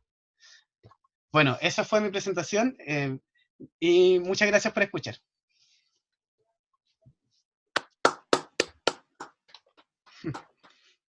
Excelente, Víctor, muchas gracias. Ahora hemos completado la mesa con Gustavo, con Miriam, con Byron, con Isabel y con Víctor. Entonces, el formato ahora va a ser básicamente abierto para hacer preguntas. Ojalá que tengamos preguntas sintéticas, pero si no, también dirigidas a una sola persona, no hay problema. Y idealmente, si buscan en el fondo de la pantalla de Zoom, dice participantes y hacen clic ahí y después muestra una lista. Y al final, abajo ahí, deberían ver una opción de levantar la mano. Entonces, lo ideal es que levanten la mano para hacer una pregunta y ahí vamos dirigiendo. Así que, quien quiera empezar la ronda de preguntas y comentarios. Tenemos ya a Alexandra a levantar la mano y parece que es la única persona hasta ahora que levanta la mano. Así que, Alexandra, adelante, puedes prender tu micrófono. Sí, ¿me escuchan ahí? Sí, ya, genial. Hola, buenas tardes a todos. Primero felicitarles. Está muy interesante la investigación, las ponencias, y qué bueno que se haya generado este espacio para poder compartir y que no quede solamente en el texto, en el artículo, sino que ampliar todas estas reflexiones que además nos apelan directamente como profesores y como profesoras. Tengo algunas preguntas y también algunos aportes a lo que han señalado mis compañeros. Primero, Gustavo, hola, quería hacerte una pregunta en relación a tu investigación. Me pareció muy importante que evidenciaras de manera tan clara esta distancia entre lo que dice el ministerio o que dice el colegio, mejor dicho, versus lo que se hace. Y yo quería saber si en el camino te encontraste con algún estudio que permitiera o que hablara del monitoreo en relación a esta distancia entre esto, como entre la teoría y la praxis. En relación a la investigación de la MIRI, en mi investigación, pese a que el colegio que yo investigué tenía programa de integración escolar, por ley, en el caso de los colegios públicos, se debe acoger o se debe considerar 7 niños con necesidades educativas especiales permanentes o transitorias en el aula. Sin embargo, son 7 nomás, y hay veces en que dentro de los cursos son más niños. Entonces ahí también dejo plantear la inquietud como que bueno, ¿qué pasa con esto con ningún tipo de apoyo psicológico o de apoyo en otras áreas profesionales, como también nosotros podemos abordarlos en el espacio de la clase de música. Y a la Isa, yo quería hacer la pregunta si es que habías podido o te había informado, que de pronto por casualidad uno se informa mientras está haciendo la investigación, si es que, dado que una de tus conclusiones o de los elementos que señalaste fue que el profesorado está interesado en capacitarse, yo quería saber si tú conoces la oferta que existe en relación a esas capacitaciones, porque yo no sé si es que a esas necesidades de capacitación relacionadas con las necesidades educativas especiales, con la migración, con la interculturalidad, por ejemplo, en el área de la pedagogía, o bien la está invisibilizando. Eso, pero reitero las felicitaciones. Muchas gracias. Bien, tenemos múltiples preguntas y múltiples respuestas, supongo, y también Víctor ha levantado la mano. No sé quién quiere empezar. Si de la persona que recibieran preguntas desde Alexandra, si empezamos con Víctor. No, perdona que me meta. Que respondan primero. Sí, sí. Gustavo, Ya. en el orden. Que fueron las Tiene el preguntas. orden, se me Sí. fue el orden de la pregunta. Sí, Gustavo primero. Miriam, Isabel. Ya, perfecto. Muchas gracias. Adelante, Gustavo. Me equivoco, la pregunta era dirigida a la diferencia entre decir y hacer y estudios anteriores. En verdad, mi estudio está centrado en la ideología curricular más allá de lo que dice y hace el profesor. Sin embargo, no alcancé en la exposición a decir por qué esta diferencia. Y en verdad hay tres que llegan a ser un poco irrisorias. O sea, cuando habla de que él se ciñe a los objetivos curriculares, después los nombra. Y cuando los nombra, yo no lo quise como colocar como las citas textuales, pero los nombra mal, los ejes del ministerio. Y no solo eso, sino que también él dice cumplirlo y al final de cuentas solo se interpreta. Eso es lo que se hace durante todo el año, por tanto tendríamos como la mitad de lo que sería los 4 ejes del ministerio. Por tanto, en general, no cumple las propias tareas y objetivos que dice hacer, y sobre todo porque tiene una práctica que es muy recurrente y que creo que hay que cuestionarlo igual como profesores que selecciona. O sea, al final de cuentas, el profesor tiene una frase bronce, que dice, el profesor de música se evalúa 3 veces al año, para el 18, para la graduación y para las premiaciones. Entonces, en ese sentido, son sus propias evaluaciones las que le determinan ante el colegio si es que es eficiente o no es eficiente.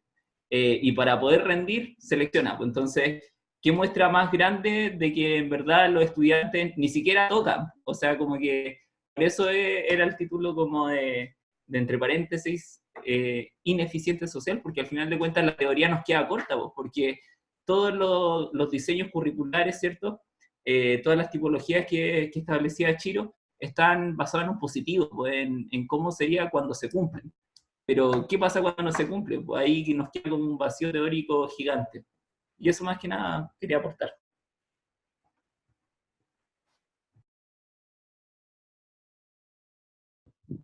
Bien, muchas gracias, Gustavo. Alexandra, ¿a quién dirige A la Isa. ¿A ¿Pero a mí no? Isabel? No, a la Isa. ¿O a Miriam? No, a la Isa. Isabel. Y después a Hola, Miriam. Isa. A ver, nos respondiendo estamos a tu- desordenando. El orden era Gustavo, Miriam, Isabel. Ese era el orden que tú presentaste. No, profesor, a la Miri solamente le hice una reflexión. Yo no sé si ella quiere responderla, pero era como un aporte. Sí. Ah, bueno. No sé, Miri, ¿quiere responder algo de lo que yo dije o pasamos a que la Isa responda a mi pregunta? Está bien, como que lo entiendo como una reflexión, pero igual se puede aportar. Dale. De hecho, efectivamente, como te decía, son 7 de los estudiantes que deberían ir por aula en el programa, son 5 transitorios y solo 2 permanentes. Evidentemente eso se pasa porque lamentablemente los colegios tratan de acaparar la mayor subvención posible, y se soluciona, ¿cómo se llama?, contratando a más profesores diferenciales para tomar a cargo del PIE. La verdad es que la única solución, y que de hecho no solo pasa en el contexto PIE, porque nosotros como docentes, por el marco de la buena enseñanza, nosotros deberíamos estar siempre preparando nuestras clases para todos, y que todos puedan aprender y todos tener las facultades. Entonces, claro, para cuando hay muchos estudiantes que no entienden de las formas convencionales, lo que más finalmente soluciona ellos esos problemas es la codocencia. Como el tema de la codocencia en todos los contextos del proyecto es esencial y solo se cumple en los cursos más chicos, hasta como primero básico, segundo, a todo reventar. Entonces, eso sería como la propuesta ideal y lo que más ha dado resultados según los relatos que he recolectado. Eso. Gracias, Miri. Muy bien, Isa. entonces vamos a Isabel. Dale. Hola, Isa. Mira, con respecto a las ofertas de capacitaciones, sí las he investigado, de hecho, como iniciativa propia, pensando en estudiar algo más en cuanto a necesidades cognitivas, no hay, al menos acá en Chile. Hay de repente algún curso, algún taller, desde educadores diferenciales que hacen como tipo capacitaciones por un par de días, pero más allá de eso no hay. Está el diplomado de musicoterapia de la Chile, que varios toman ese diplomado porque está enfocado en la educación. Dura alrededor de 4 meses, si no me equivoco, y ese sería como lo principal. En cuanto a otros tipos de inclusión, de repente salen algunas capacitaciones. Por ejemplo, yo fui a una el año pasado de la mayor, que era de interculturalidad latinoamericana, llevada al aula.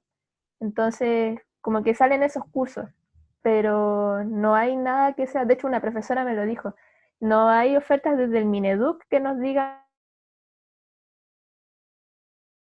o en las clases de música. Entonces, claro, no hay mucha oferta, y en realidad nosotros, por ejemplo, en nuestra experiencia tuvimos un módulo de necesidades educativas especiales en el ramo de taller de reflexión del año pasado, y como que eso sería todo. Gracias, Isa.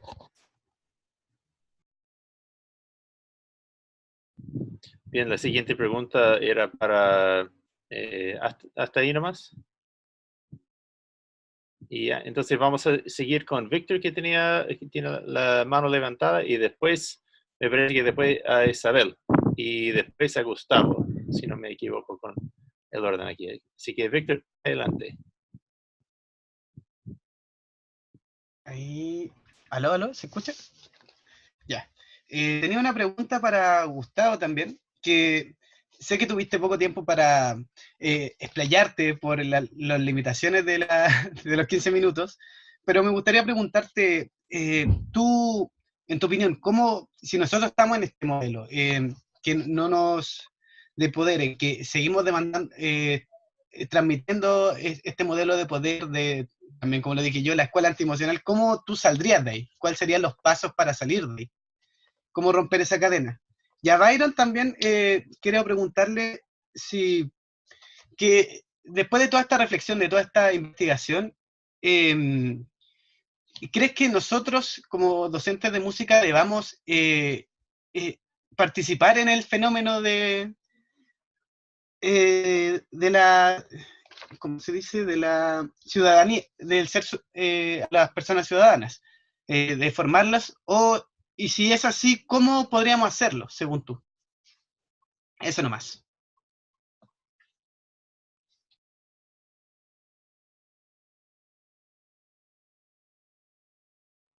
Vamos a dar la oportunidad a Byron a responder brevemente, y después seguimos con las siguientes preguntas.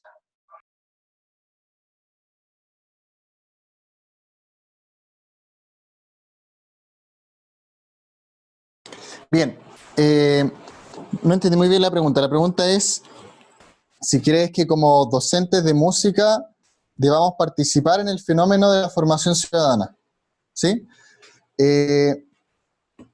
Podría decirte como completamente, porque por ley tenemos que hacerlo. El plan de formación ciudadana contempla que todas las asignaturas, hay algunos como libros que han escrito que proponen sugerencias de cómo formar ciudadanamente a través de las artes, ampliamente de las artes. No hay uno en específico para la educación musical. Siento que por la posibilidad que entrega la asignatura de música en el colegio, porque está libre de las pruebas estandarizadas, tiene un arma de doble filo, que es también somos más libres en lo que podemos hacer o no. Generalmente a los establecimientos escolares no les importa mucho nuestra propuesta en nuestras clases, generalmente se centran más en los ramos más fundamentales, pero para la formación ciudadana es una cosa que tiene que producirse de manera, como diría la ley, de manera plena, o sea que a través de la música podamos desarrollar, como decías tú, emociones, que podamos desarrollar el intelecto, el pensamiento crítico, generar criterios que nos permitan adentrarnos en el país, adentrarnos en la sociedad, adentrarnos en el mundo globalizado que está, para poder decidir, para poder relacionarse, para mirar también estas cosas, nuestras propias decisiones que tenemos frente al poder, como decía Gustavo. Entonces, si uno no se vuelve consciente, primero como profesor y como profesor de música, de las posibilidades que tiene la música y todo lo que hay detrás del proceso educativo, y que somos una parte de eso, nos estamos perdiendo lo mejor. Entonces, la pedagogía en música, la educación musical es fundamental, al igual que todas las demás, pero hay que tomársela también en serio desde nuestro lugar. Entonces, utilizar también la reflexión es un desafío para todos, porque a todos nos gusta tocar, a todos nos gusta quizás escuchar. De repente el tiempo que nos exigen los colegios es un poco complicado, estar frente a la marcha, que te piden la presentación del 18, entonces como que pasáis las cosas a segundo plano. Entonces también es un desafío transformar la educación musical en una instancia que nos ayude a que nuestros estudiantes crezcan en todos los ámbitos. Eso.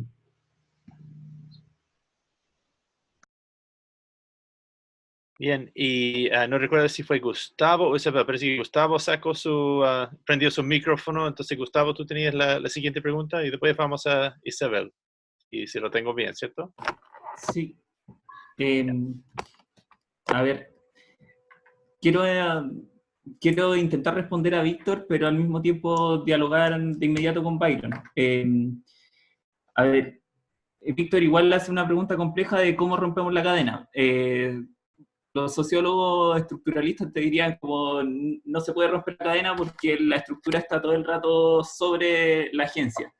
En ese sentido yo creo que no hay que caer en determinismos, pero sí hay que ser realista. Y por tanto, ahora quizá te voy a dar como mi posición más personal al margen de lo académico, y yo no creo que bajo la jerarquía y el sistema de opresión que existe en la escuela sea posible romper esa cadena. Creo que no soy de la idea de que el sistema se cambie desde dentro, y creo sí que la pedagogía en música nos abre mucho terreno en cuanto a las posibilidades laborales que tenemos. En ese sentido, no veo mala opción el privar de apoyo oficial a la escuela. Eso no quiere decir que jamás vayamos a entrar a una escuela. Si, en general uno también trabaja en escuelas, pero no necesariamente desde el aula. Y creo yo que esas posibilidades son mucho más potentes en el sentido de que nos logramos desenmarcar también de lo que es la cultura escolar. Ahora bien, el desenmarcarse del aula no quiere decir que no exista poder. O sea, por lo mismo vuelvo a esa postura realista, que al final de cuentas el poder en ningún momento se va. Ahora bien, sí nosotros podemos estar conscientes de ese poder y reducirlo considerablemente.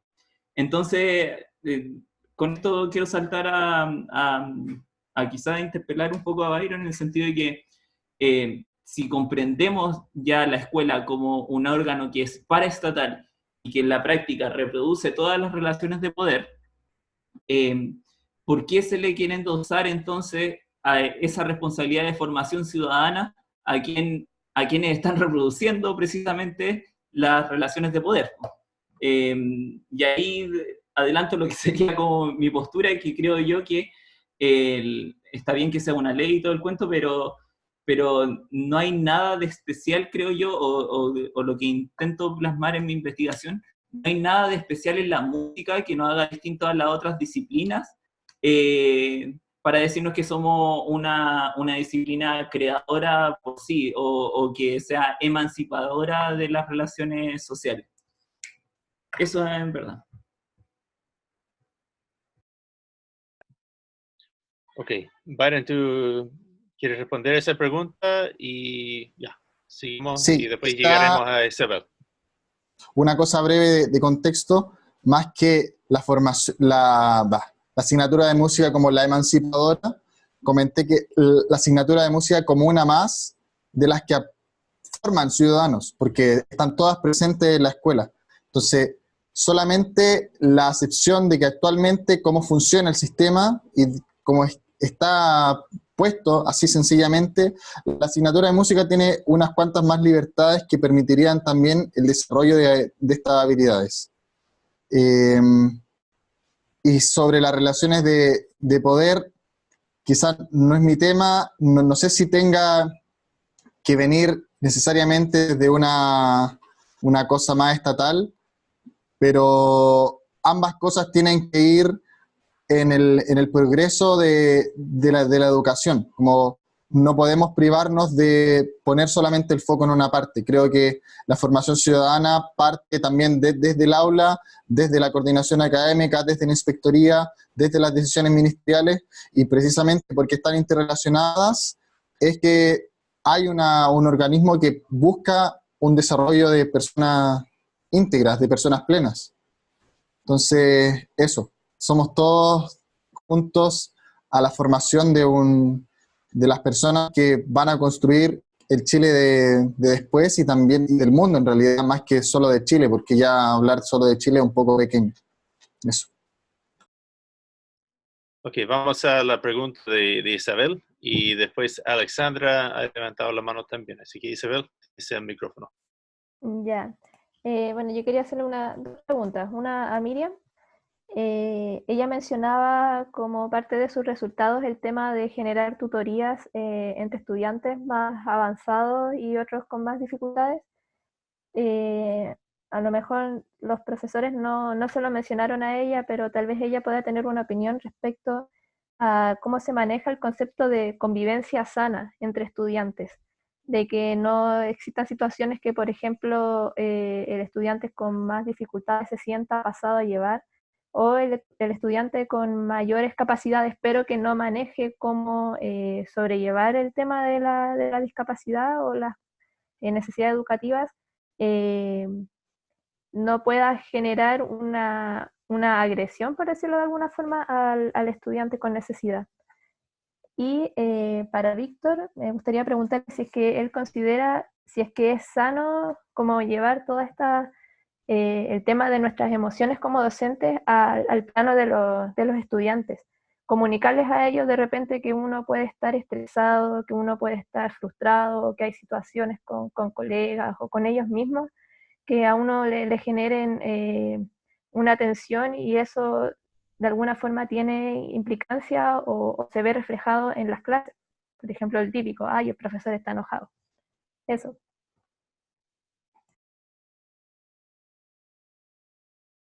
Muy bien, muchas gracias, Isabel. Entonces vamos a Miriam para que pueda responder, y después a Víctor.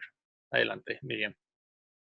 Ya, sí. Entiendo mucho la pregunta, y la verdad no tengo mucha, no tengo literatura para respaldar, pero sí experiencia personal, en el sentido de que por los mismos relatos de los profes y por hoy mismo, de hecho, en la mañana tuve la dificultad con un niño en el pie, y la verdad es que lo que me he dado cuenta generalmente, y por relatos también, bueno, voy a hablar súper desde lo personal, mi mamá también trabaja en el colegio de programa de integración, entonces, desde relatos que me cuentan y que me contaron los profesores, generalmente si se educa bien desde un principio a los estudiantes que están en programa de integración, o sea, los estudiantes que comparten con estos compañeros de integración, generalmente suelen darse un buen trato porque ellos saben.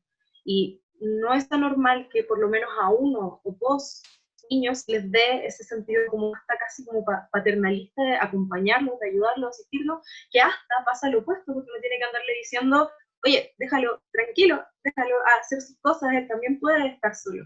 Entonces, yo creo que específicamente hablando de las tutorías, yo creo que al final tenemos que recordar que no solo los estudiantes en el PIE necesitan tutoría, y que al final muchos estudiantes se les va a dar difícil la música en general. Puede ser gente que nunca había visto un metalófono, que nunca había visto un piano, una flauta, puede ser que se le complique, entonces generar esa naturalidad de enseñanza colectiva en el aula me parece que es como lo más ideal, pero eso tiene que dar desde un principio. Lamentablemente, si uno de un momento para otro se sienta al lado, o sea, le pide a un estudiante X que se sienta al lado de un estudiante en el PIE, quizás va a quedar así casi como porque yo. Entonces, eso, no sé si te respondo un poco. La verdad, yo creo que por eso es importante hacerlo desde un principio y educar a los niños a enseñar a los demás, especialmente cuando ellos tienen esos dones un poco más avanzados. Eso. Muy bien, muchas gracias. Vamos a Víctor para que también pueda responder a la pregunta y después vamos a la pregunta de Alexandra. Adelante, Bueno, Víctor. gracias.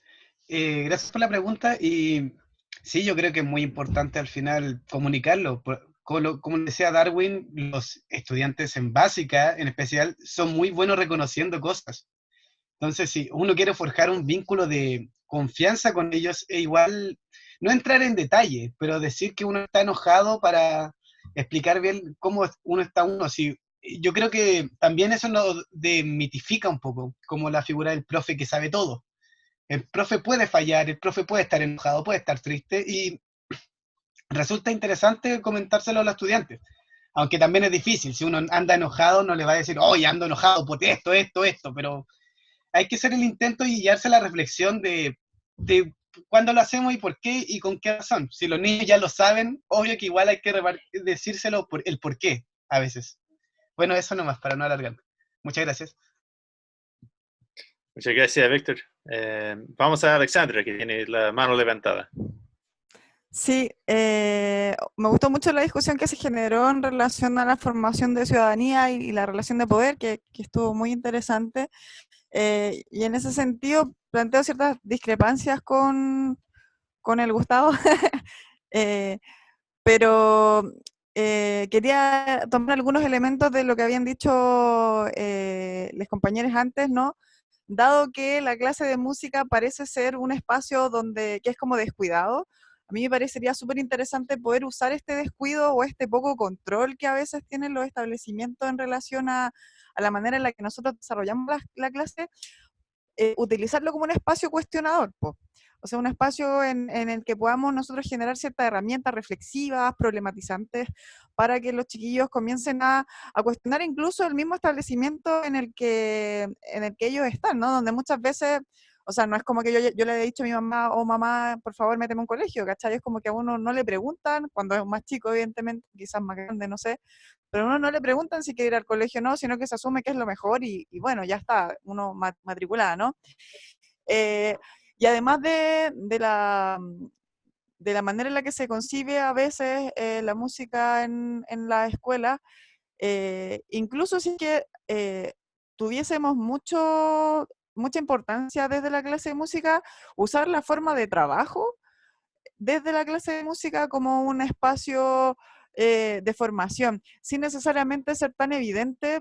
Yo hablaba en la mañana del tema de la interpretación grupal, el tema del trabajo colaborativo, y eso evidentemente genera una formación, ¿no? O sea, llamémosla ciudadana, llamémosla democrática, llamémosla interpersonal, pero ocurren cosas en la clase de música que a mi parecer, si es que no son abordadas de tal manera en otras áreas, porque quizás no las fomentan de tal manera, ¿cachai? Igual hablo de una reflexión personal, yo desconozco el mundo escolar con la profundidad que pueden tener otras personas acá en este espacio, y en ese sentido planteo el sesgo también. También me parece interesante pensar en que básicamente cuando el profesorado está frente a la clase, de alguna manera plantea en estas interacciones, ya sean autoritarias, ya sean cívicas, una forma de pensar el mundo. Y eso también lo transmite a través de las prácticas, Y me imagino que, tal como decía Víctor, su sentir emocional también queda plasmado en la interacción con el alumnado. Entonces, Víctor, yo te quería preguntar en relación a tu investigación, si el estado emocional o la inteligencia emocional del profesorado incide en la manera en la que realiza su práctica desde la docencia. Eso. Ok, muchas gracias, Alexandra. Fascinante comentario. A mí me encantaría también decir varias cosas sobre eso, pero me voy a frenar. Yo creo que fue una muy buena contrabalance, pero hay poco tiempo, hay como 10 minutos, entonces vamos a dar la oportunidad para que Víctor conteste brevemente y después Belén Soto tiene una pregunta o tiene la mano levantada por un comentario o pregunta. Así que muy bien, muchas gracias, Alexandra. Vamos brevemente a Víctor y después brevemente a Belén, a ver si en 10 minutos ellos pueden comentar, contestar, y si alguien más tiene algo muy chiquitito, bueno, a las 5:30 sí o sí tenemos que cerrar. Así que seguimos con Víctor. Adelante. O sea, bueno, es importante saber que esto a veces es personal. Por ejemplo, todo lo que de mi investigación yo no lo puedo decir porque igual era breve la investigación, la exposición, nace de unos problemas que tuve yo en la práctica profesional, al ver que mi conocimiento cognitivo sobre, o sea, no bastaba para dar la clase en un enfoque, o sea, en un colegio vulnerable, de alta vulnerabilidad. Y como que yo al final me vi como mediador más que profesor. Yo creo que igual, mira, siendo ideal, un profesor que no maneje tanto inteligencia emocional puede dar una clase y puede dar una clase buena, pero va a estar cometiendo igual una falencia grande porque un profesor tiene que ser un guía y tiene que, como, igual tiene que formar ciudadanía, por decirlo, volviendo a los temas de Byron, es que si, hay que formar desde el ejemplo. Y si uno da un ejemplo de inteligencia emocional, va a mostrar lo que nosotros queremos que sean los estudiantes, que tengan una autoestima alta o poder comunicar los problemas y solucionarlos. Por eso es interesante exteriorizarlo. Para un profesor, yo creo que un profesor que parte en la docencia, es importante hablar de inteligencia emocional, que, que si carece de ella, va a tener una experiencia, puede ser buena, pero tal vez un poco sesgada a lo que la figura del profe que yo creo deberíamos proyectar. Y eso, gracias por la pregunta. Bien, muchas gracias. Y les recuerdo que hay que ser breves. También, si hubiera tiempo, quizá a Gustavo le gustaría responder a lo que dijo Alexander, pero primero vamos, no sé si le gustaría, después ustedes pueden seguir en su propio tiempo también. Vamos a Belén, que tenía la mano levantada. Belén, adelante. Hola, yo quería más que todo hablar un poco acerca de las libertades de la asignatura de música, que lo escuché por ahí, pero no vi bien la nombre. Y de, bueno, ¿qué pasa con esto? Yo creo que las libertades en la asignatura de música es algo súper importante, porque uno al tener libertad dentro de la orgánica del aprendizaje puede ser un facilitador más que un profesor, porque la música en sí es algo espontáneo. O sea, si nosotros como profesorados de música, no tenemos la libertad de poder ver a nuestros estudiantes, no sé, según territorio, equidad, interés, y reconocer eso como un elemento que aporte a su experiencia musical. Creo que es un poco difícil llevar ¿cómo se llama? Las clases en sí mismas. Entonces, más que nada era eso, es como comentar que siento que las libertades en la asignatura de música generan una orgánica que es importante destacar, que si bien tal vez esto se genera en un proceso descuidado, pero no con el tono del aprendizaje en sí, sino que con la institución, el colegio, eso, muchas gracias. Muchas gracias, Belén. No sé si alguien quiere seguir un comentario, y Gustavo tiene la mano, así que Gustavo, adelante.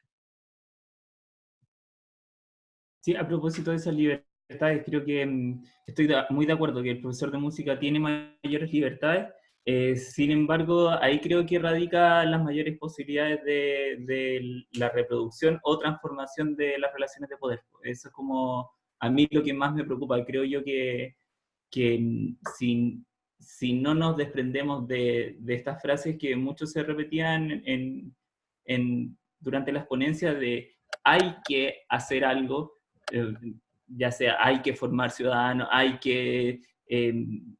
todo ese carácter como normativo que establecemos como profesores, creo que si no se rompe con eso y si no nos damos cuenta como el nivel de incidencia que tenemos dentro de un aula, no sé, a ver, ¿cómo decirlo? Poca injerencia vamos a tener finalmente como en esta formación de nuevas personas, que al final de cuentas creo que es más importante hablar de personas que de ciudadanos. Eso más que nada, solo quería agregar ese tema que creo que pasa por el autoconocimiento de uno mismo también, es decir, como reconocerse de que uno al final de cuentas es un ente replicador de violencia, ya sea violencia psicológica o más bien violencia simbólica, sobre todo violencia simbólica, y que hay que reconocerlo así, y que desde esa base es que uno después empieza a ver cuánto reproduce o cuánto transforma, pero yo creo que no se trata de un pesimismo así como inacabado de destruyamos toda la escuela, sino que hay que estar claro en cuáles son nuestros marcos de acciones y esos pocos marcos de acciones hacernos cargo. Eso. Sí, gracias por eso, Gustavo. Tu perspectiva yo encuentro muy refrescante en el mismo sentido que tú has manifestado. Yo creo que las relaciones de poder son algo que el mismo Foucault nos hizo entender que son básicamente en todas partes. Es una cosa, hay pocas cosas omnipresentes, quizá uno es el aire y otro puede ser el poder, no sé. Pero tenemos, si lo invertimos, si lo subvertimos o si trabajamos dentro de ello, lo reducimos, sin duda la escuela es un punto importante en la sociedad, pero por lo menos abordarlo. Y yo, mientras escuchaba a Byron y también a ti, y a otros compañeros también, y con esto quizás sería la última cosa que yo digo, si alguien más quiere agregar algo, hay como 30 segundos, pero pensé que en estos tiempos, ¿cómo se puede abordar la educación ciudadana en tiempos cuando ser ciudadano o de qué somos ciudadanos ha sido tan cuestionado y con buenas razones también. Yo creo que por ahí quizá va un desafío que es fundamental en la sociedad que en Chile ha reventado y por eso tenemos, cuando hacemos una examinación realmente profunda de poder que tú estás haciendo, Gustavo, llegamos a un punto donde es casi, parece quizá imposible de resolver, pero debemos hacer, ¿no? Deben haber cosas que se pueden hacer desde la educación musical. Pero ¿cómo educar en ciudadanía cuando el mismo pacto social está básicamente roto? Es complejo, sin duda. No sé si alguien quiere decir algo en los últimos 30 segundos. Si no, yo creo que con eso estamos. Ha sido un placer. Les felicito profundamente por la calidad, la dedicación, todo lo que han traído aquí, los comentarios, la presentación, los PowerPoint, todo muy, muy bien, un nivel muy bueno, así que les felicito. Y tenemos para la próxima actividad a las 6, viendo el cronograma aquí, conversatorio plenario de clausura. ¿De qué manera podemos mejorar la calidad de la educación musical? Así que les invito a estar de vuelta para eso. Y si he olvidado alguna cosa, sin duda Rolando nos pondrá al día, pero yo creo que con eso estamos. Muchas gracias. Felicitaciones de nuevo. Que tengan buena tarde. A ver, modo información general. Es probable que la última reunión comience un poquito tarde. Voy a intentar que no, porque esta reunión se tiene que transformar en video. Y eso demora. Ya la reunión anterior me demoró 40 minutos y tengo 30. Entonces puede que me falten 10. Puede que lo haga rápido, puede que lo haga lento, no sé. Depende de la internet, computador. Para que lo sepan. esos 10 minutos que me esperan, porque no comiencen sin mí, porque si no, esos 10 minutos no se van a poder grabar. Pueden cantar un karaoke, hacer distintas actividades musicales, pero conéctense para ir dialogando, para irse conociendo. Y pueden seguir el debate también del que se está dando aquí, aprovechando esos 10 minutos. De hecho, se pueden conectar ya a esa plataforma y dialogar lo que está pasando aquí. ¿Bien? Buenísimo. Está como en los congresos presenciales, uno llega antes a la sala y se empieza a conversar, ¿no? Así que Sí, muy bien. sí, así que les recomiendo eso. Bien, Nos vemos en la otra acá, sala. voy a cortar aquí, así que chao, chao. Nos vemos en un rato. Chao. Chao, nos vemos.